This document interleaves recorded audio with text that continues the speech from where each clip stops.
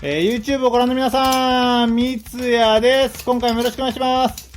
今回なんですけども、こちらですね、CSGO のバタフライトレーナーなんですけども、新しく購入しましたので、こちらの開封とレビューをしていこうと思います。そもそもね、CSGO のバタフライナイフ持ってるのにまた買ったのって思った方ね、いると思うんですけど、そうなんですよね。自分は過去ですね、この CSGO のバタフライナイフ2本、購入したことがありまして、正直、2本ともどっちも大して変わらない、見た目の色ぐらいしか変わらないかなっていうふうに思ってたんですけど、今回リスナーさんの方からですね、これすごく使いづらいというか、ひどいトレーナーだっていう風なね、連絡がありましたのでね、どんなものかなと思って今回購入してみました。どうやらちょっとこれ自分が今まで買ったこの CSGO のトレーナーとはちょっと違うようなので、そのね、検証も含めながらね、できたらと思いますね。じゃあ早速なんですけども、開けていこうと思います。この箱の感じとかは正直前に購入した時と全く一緒ですね。で、中身としてはこちらが問題のトレーナーになってますね。他の中身としてはピボット部品だったりとかっていったスペア部品まで付いてますね。それとトルクスドライバーでしょうか。あと入れ物ですね。じゃあ問題の本体の方を見ていきましょうか。こちらが問題の本体の方になりますね。パッと見はそんなにわからないですけど、ちなみにこちらね、お値段2200円ぐらいだったので、この CSGO のね、バタフライトレーナーってだいたい2000円前後で売られていることが多いので、値段としては別に高くもないし安くもない、普通の値段かなというところなんですけども、はい。まずは早速ね、開けていこうと思います。はい。こんな感じのオレンジと黒のね、トレーナーになってるんですけど、何これめっちゃベタベタするんやけど、何これやば。何これめっちゃベタベタする。やっば何これちょっと待ってください。これ油まみれすぎるんでちょっと拭いていきます。はい、油を拭いてきたんですけど、正直もうね、開始まだ10秒ぐらいしか経ってないんですけども、いきなり欠点がいっぱい見つかってすごいんですけど、まず、この油まみれっていうのはですね、正直そこまでマイナスじゃないかなと、最初は思っててですね、っていうのもこの錆びだったりとかっていうのをね、防止するためにちょっと油をね、過剰に塗布したりっていうことはね、よくあることなので、そこはね、別に拭けばいいだけなので、そんなに気にならないかなと思ってたんですけど、次にこんな感じでね、バッチリ締め上げられちゃってて、当然のように動かないですね。これまださっきちょっとグリグリ動かしたんで、まだちょっと動くんで回しですけど、最初本当にもう無理やりオラーってやらないといけないぐらいめちゃくちゃきつく締め上げられてましたね。一気にいきなり行くんですけど、次にオープンして拭いてたんですよね。はい、皆さんこれ、何か違和感気づきますか？そうなんですよね。基本的にこのラッチって、このバイトハンドルですね。いわゆる刃がついてる方についてるハンドルですね。こちらの方につかなきゃいけないんですけど、これ思いっきりね、このナイフの背の方の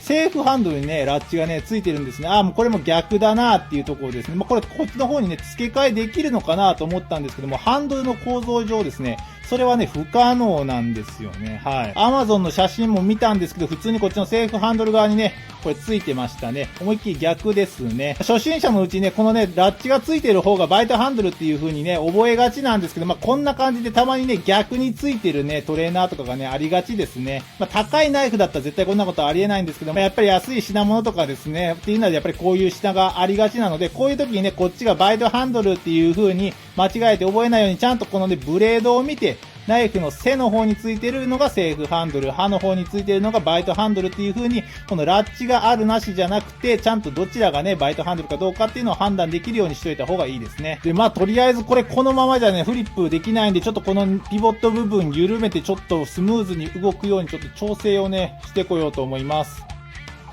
はい、ピボット部分の調整をしてきたんですけど、これす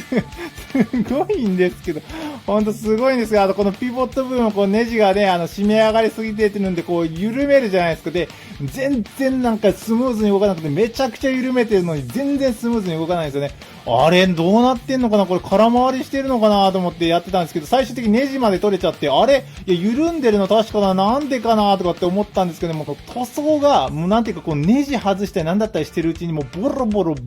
取れてきて、これ、見えますかねもう、こことかですかこことか見えますかねこんな感じでこことかもですね、もう、全然まだ、振ってすらないのに、もう、こんな感じでもう全部もあっちこっち塗装がボロボロこんな感じでボロボロ取れてくるんですね。振ってないのにですよ。すごくないですか？ネジ緩めてるうちになんでこれこんなに緩めてるのになんかスムーズに動かないんだろうと思ったらですね、このピボット部分にその塗装のゴミとかがですね、もう噛みまくってて動かないんですよ。そのもうガッチガチにもうそのゴミが溜まっちゃってるからですね。だからもう一回バラしてもそのゴミ全部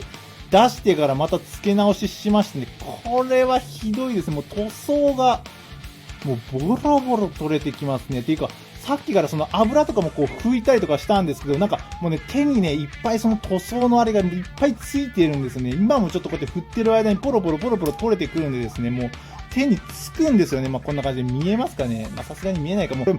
振ってなくてこれですからね。これ今から振るって考えたらもっとこの塗装がボロボロ剥げてくるんじゃないかなと思ったら、床とかがなんかこの塗装で汚れそうですね。うわ、最悪ですね、これは。で、今回ですね、なんでこれ買おうかなって思ったのは、まあ、リスナーさんがすごいひどいんでちょっと一回見てもらいたいですっていうことがあったっていうのとですね、あとよーく見てもらったらわかるんですけど、こちらのこの曲がり具合ですね、ハンドルの曲がり具合って結構こうグッと曲がってるじゃないですか。それに対してこれって結構どっちかというとやんわり曲がってるぐらいのイメージで、ほぼほぼまあストレートに近いっちゃ近いぐらい、そんなにこちらのね、こうよく見てもらうとわかるんですけど、結構こう見た方がわかりやすいかな。結構違いますよね。結構グイッとこっちの方が曲がってるんだし、こっちは結構まあまあストレートに近いような感じになっているので、まあ、より振りやすくなってるんじゃないのかなっていう期待とですね、前回も言ってましたけど、このね、CS5 特有のこの部分ですね。この部分が結構こう飛び出てるので、ここに結構指が挟まって痛かったりとか、あと指がね、当たって単純に技が失敗しやすかったんですけど、これですね、まあ、このクローズの時の写真見たら、見てください。これとね、比べたらわかるかと思うんですけど、そうなんですね。この部分がですね、だいぶへっこんでるんですよね。だからこれ見た時に、あ、フリップが結構しやすいんじゃないのかなと思いましたね。あとですね、この単品なんですけども、この単品ですね、こんな感じで出っ張りに、こうやってハンドルが当たることによって、こう、ハンドルがね、閉じるようになってるんですけれども、ここもですね、このタイプはですね、よく見てください。ここ、ちっちゃいものが2本あるでしょう。そうなんです。単品は単品でもですね、分かれてるんですよ。こっちとこっちで別々の品がついてるんですよね。すごいですよね。まあ、ここがね、ちょっと面白かったのです。結構この CS5 のバタフライナイフもこう結構フリップしやすい、フリップ用にこう改良されたパターンじゃないのかなっていう気持ちもありながら、すごくひどいっていうレビューがあったので、まあちょっと、見てみようかなという思いを込めて購入したんですけれども、今から振るんですけども、振る前にもう散々酷評が続いてしまって、振る気が失せてしまっているんですけど、どうしたらいいでしょうね。これ2000円したんですけど。結論としては、やっぱりダメでしたね。何を置いてもやっぱりこの塗装がすっごいボロボロ剥げてくるんですよね。もう一回掃除しましたけども、本当にボロボロ落ちるんですよ。もうめちゃくちゃ汚いし、あと手にめっちゃつくんですよね。多分振れば振るほどもっとボロボロ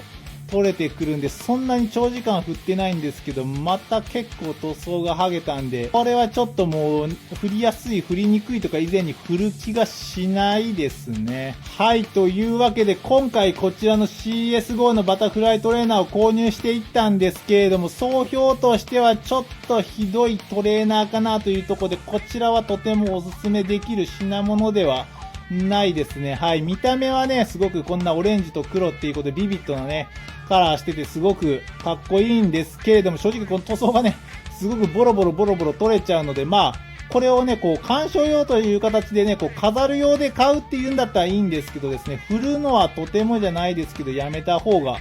いいと思いますね。まあ、他にもね、CS5 タイプのものね、いろいろありますけども、ちょっとこちらのね、タイプのものはあんまり良くないのかなということが分かりましたね。という感じで、やっぱりね、安いナイフっていうのはどうしてもその個体差っていうものもありますので、当たり外れが結構ありますね。まあ、なので、やっぱりね、最初ね、どうしてもこう、興味持った方っていうのは安いのにね、飛びつきがちなんですけども、こんな感じの外れを引いちゃうとね、うわ、バタフライナイフせっかく楽しみにしてたのに、全然楽しくない、床汚れるし、手は汚くなるしで、うわ、やる気失せたわ、とかってなる可能性が高いのでね、どうせだったらね、少しちょっと高いですけれども、いいバタフライトレーナーを購入して、このバタフライフリップっていったね、遊びを楽しんでもらえたらなと思いますね。